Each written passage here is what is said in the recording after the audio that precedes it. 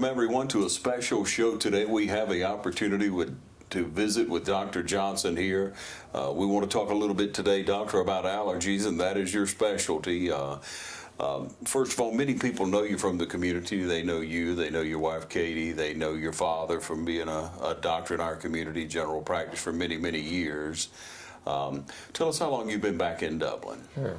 Well, thanks, Ron. I'm happy to be here and happy to talk to you. So I've been back here in Dublin for the last 3.5 years. I was practicing in Atlanta for about almost 4 years, and I actually met my wife Katie in Atlanta, and she's of course been back here for some time, and I decided to move back here and start a practice in Middle Georgia Allergy here. So I've been back here for about 3.5 years now. Okay, so we sure are glad that you're in Dublin. You bring a lot of expertise, as you all will realize as we go through the show today. If we may start out with what type of certifications that you have. Sure. So I'm board certified in allergy and immunology as well as internal medicine. So allergists, they see mainly problems with allergic nose symptoms, allergic eye symptoms, but in addition, asthma as well. So asthma is certainly an allergic disease also. In addition to food allergies, problems with eczema or hives, and in addition to more rare immunodeficiencies or weak immune systems is also managed by allergists such as myself.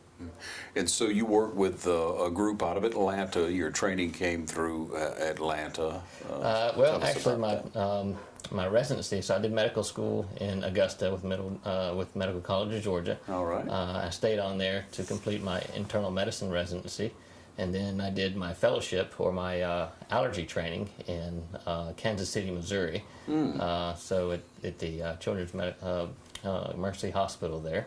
And then I started practice with a group called Atlanta ENT and Allergy in Atlanta for almost 4 years until I was practicing there. Before, as I mentioned, I met Katie, my wife. And your world changed. And that's right. Moved back down here to Dublin and started my allergy practice here. Tell us about the group out of Atlanta first, if you will, Doctor, and how many people you serve with there. So it was a practice that was mainly in the Sandy Springs, kind of North Atlanta area, but I also, they have satellite offices in Marietta. They had one in an area called North Druid Hills, which is kind of close to Emory, as well as Peachtree City at the time. So it was a combined ear, nose, and throat and allergy practice there, and so I was with 2 other allergists, and at the time, I think around 6 ear, nose, and throat or ENT physicians there. So, it was both ENT and allergy practice there. Is it common for an allergy doctor to also have internal medicine experience like you have? Well, it has to be either internal medicine or pediatrics. And there's a relatively newer residency or discipline called Med Peds, they call it that for short. But so anyone that is applying for an allergy and immunology specialty or fellowship has to be either internal medicine or pediatric trained prior to applying. Yeah. So either adult medicine or pediatric medicine. What are allergies? If people ask that question to you, what do you say? So, do I have an allergy? Do I have a cold? Allergies, yeah. So commonly here, I think I have allergies, and typically what people mean is they have terrible sneezing, stuffy nose, runny nose, itchy nose or itchy watery eyes, sometimes associated with cough or wheezing. But an allergy is an overreaction. It's an over-response of the immune system to what should be harmless things such as pollens, dust, pets, mold, all of these kinds of things that are normally in the environment. But the immune system is there to protect us from things like bacteria, viruses, harmful things. But sometimes it gets a little overactive or confused and can't tell the difference between some of these things that are out there that are not harmful versus harmful. So people walk outside, breathe in the pollen that's currently high at this time, and they will have an abnormal overreaction, such as the sneezing, stuffy nose, runny nose, symptoms such as that. Can allergies be cured? It can't completely be cured. However, a type of therapy called immunotherapy, also known as allergy shots, but they also have newer forms of tablets that can be sometimes used. That is the closest thing we have to a cure, essentially. So it does, particularly allergy shots or allergy injections, work so well that after you complete the course, you have controlled symptoms for many years to come. It's been going on for quite a few years. Has it progressed? Has it gotten a lot better? The treatment, the doses? So, certainly. So for probably maybe 30, 40 years ago, the biggest problem was trying to make sure that the extracts, the actual vaccine itself, if you want to think of it as, it's not rocket science. They take the pollen, clean it, and put it in a bottle. Yeah. They've improved significantly on making sure that it has a consistent and accurate dose. And so they even have some extracts that are considered standardized, which in other words are accurate enough that among manufacturers that they're essentially equivalent. So they've also figured out what is the proper dose. So many years ago it was, well, we'll try to give you some, and if this doesn't work, we hope it's the best dose. So yeah. They basically found out what is too little, what is too much, and what is the right amount in the middle. So that's the improvements that the therapy of immunotherapy has improved so much upon over the last several years. So if someone says, I have allergies, it's miserable, they're getting worse and worse, I cough or I sneeze, or it's a constant thing, they should make an appointment with you.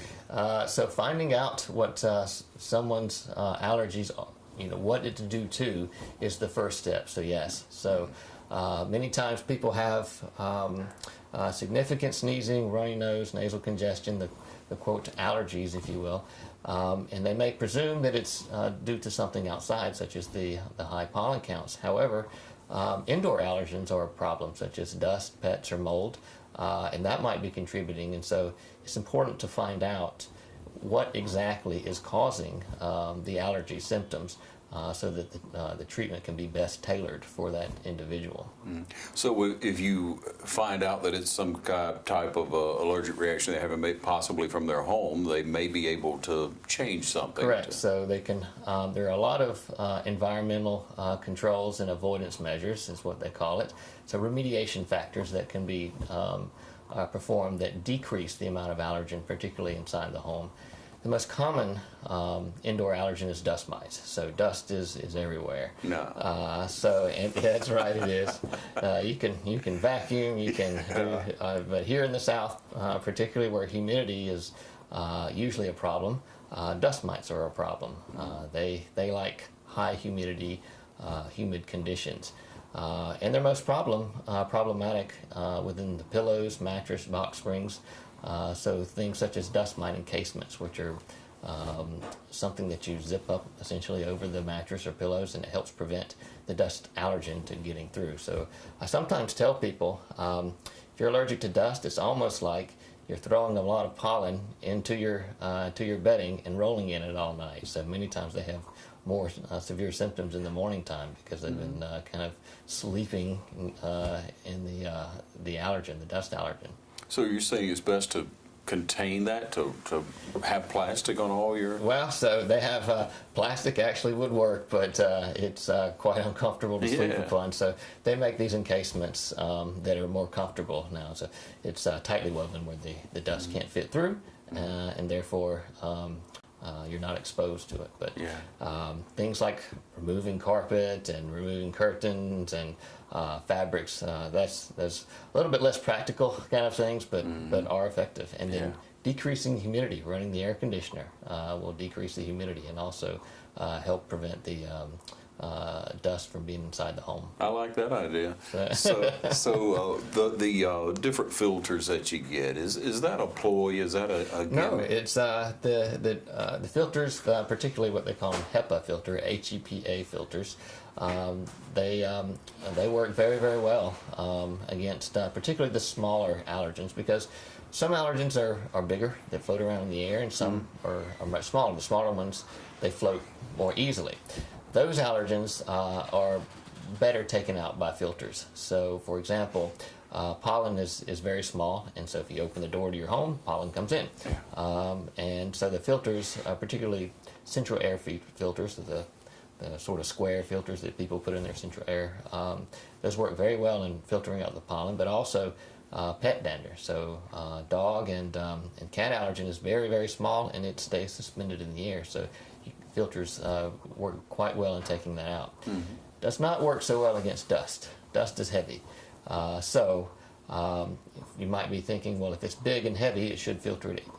Yes, it does. However, it's heavy, so it falls to the ground, and then you walk by, it goes right back up into the air. So vacuuming with a HEPA air filter frequently helps remove dust as well. So there's still other methods that can be performed to take out the dust allergen or other allergens that aren't used or filtered so well with the central air filter.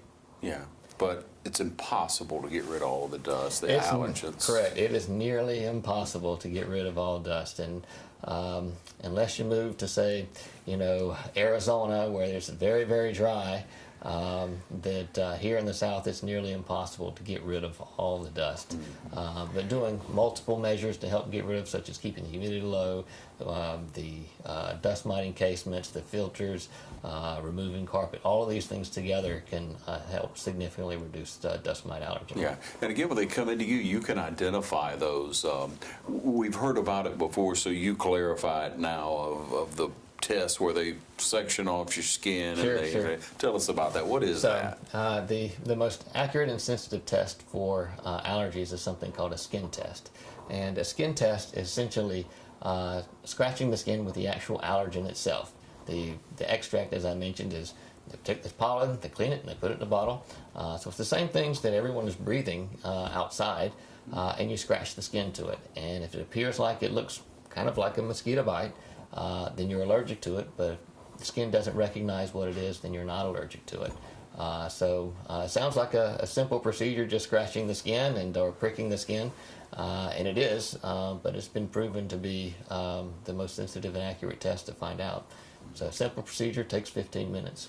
We've got a lot more information to share with you. We're here with Dr. Johnson talking about asthma, allergies, things that affect us in our daily life, and hopefully we'll help you to feel better, give you some great information. We'll take a short break and be right back.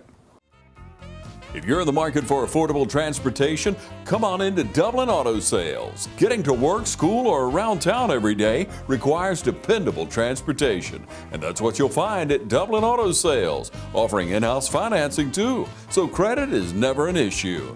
See Wayne Kemp or any of his friendly staff, Bill Topping, Alan Fields, TJ DeRochi, or Freddie Cook. Look for Dublin Auto Sales at 1701 Telfair Street and 406 North Jefferson, and also at 511 North Jefferson, where you'll find a great deal. Dublin Auto Sales, affordable transportation you can count on.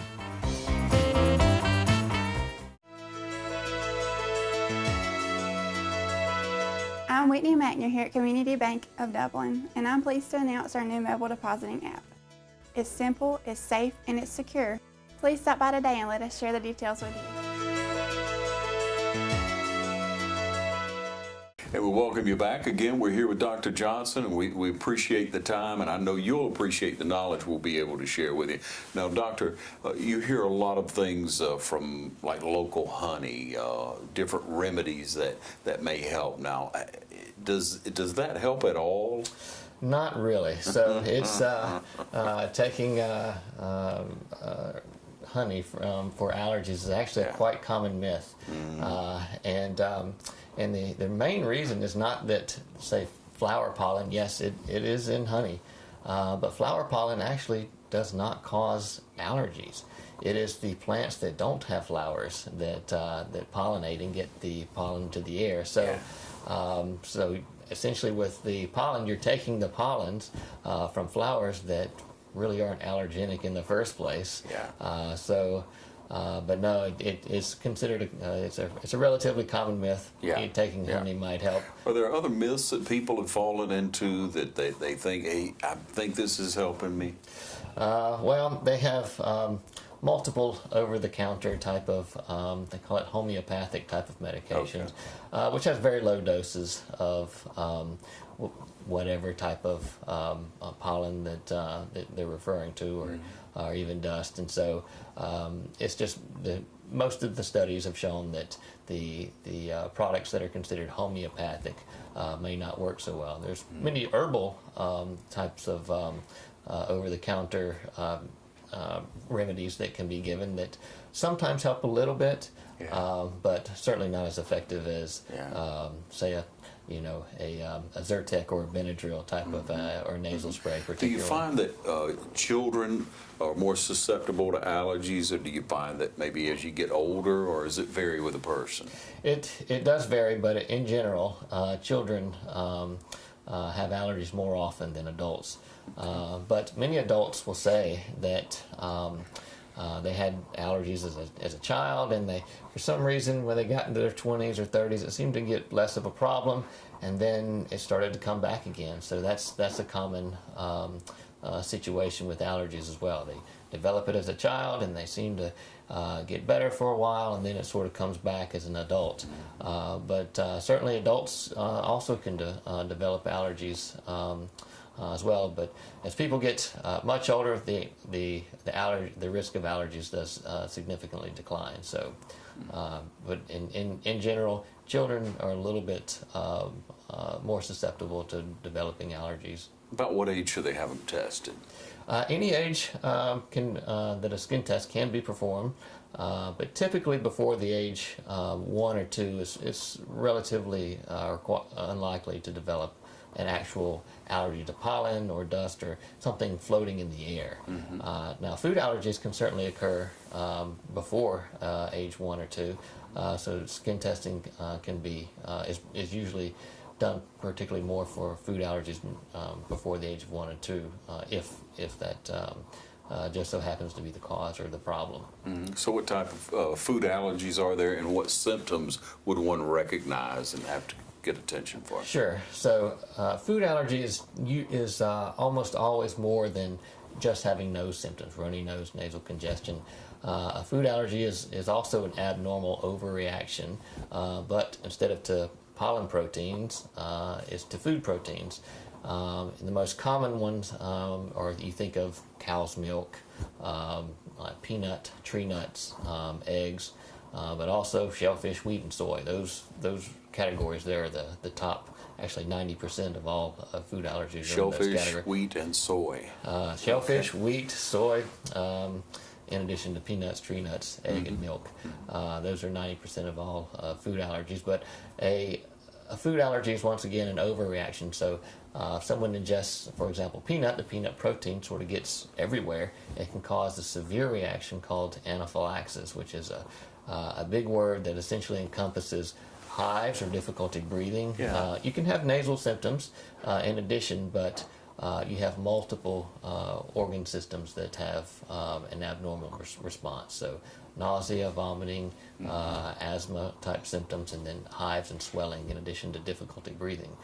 So it can be a life-threatening scenario or situation. So finding out if they have any symptoms such as that or suspected food, then finding out what they're allergic to right away would be quite helpful.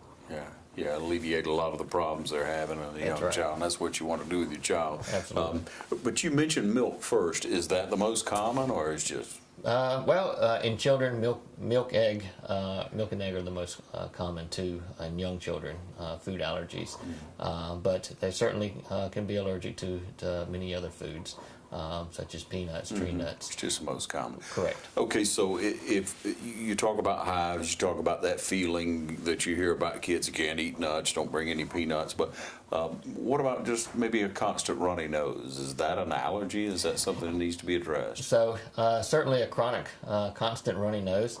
It can be because they're constantly getting just an infection at the daycare from the other kids, but it certainly can be a year-round allergen. So if someone's allergic to cats or dogs and they have pets in their home, they're coming home every single day and being exposed. So finding out if it's due to particularly a year-round or indoor allergen can help find out if that is the case or not.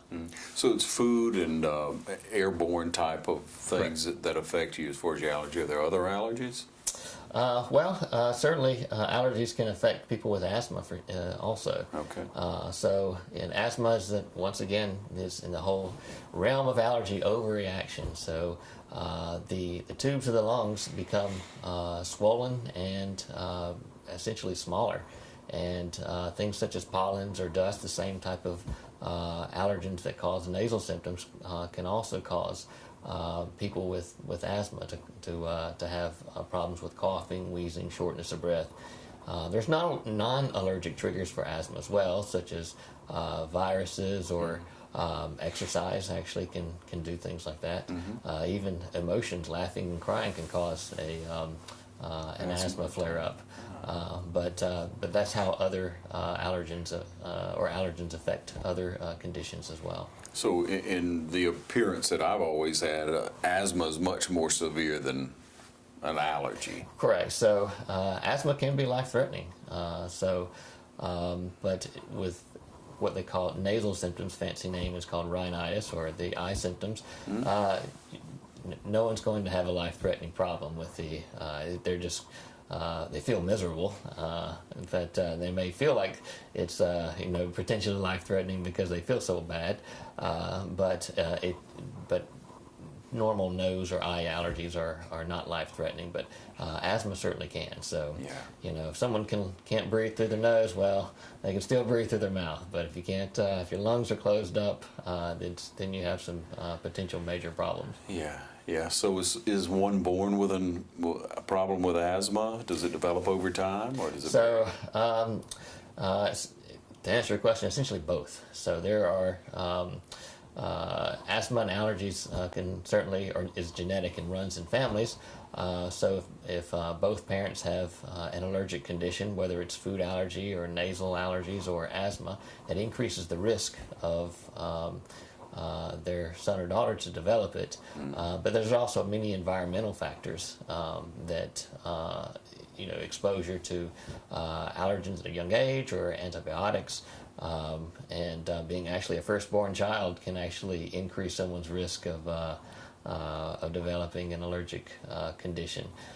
So it's both runs in families and is associated with exposure to the environment growing up. And a symptom like that you'd recognize in a young child pretty quickly, I'm sure.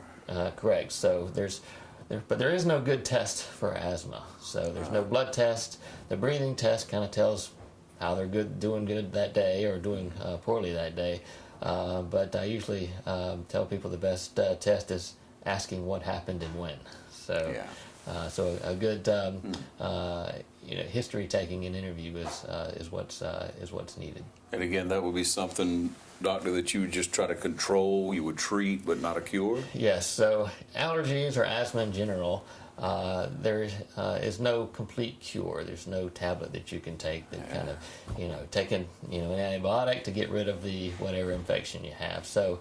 But management and successful management nowadays with the medications for asthma and allergies are very, very good. And so most of the time, good management can be obtained and control can be obtained. Yeah.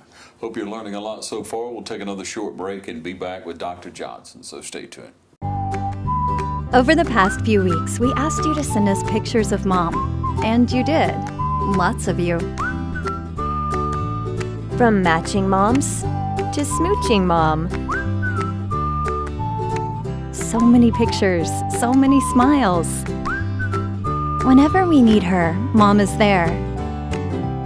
And when she needs us, Fairview Park Hospital is there. Happy Mother's Day, Mom.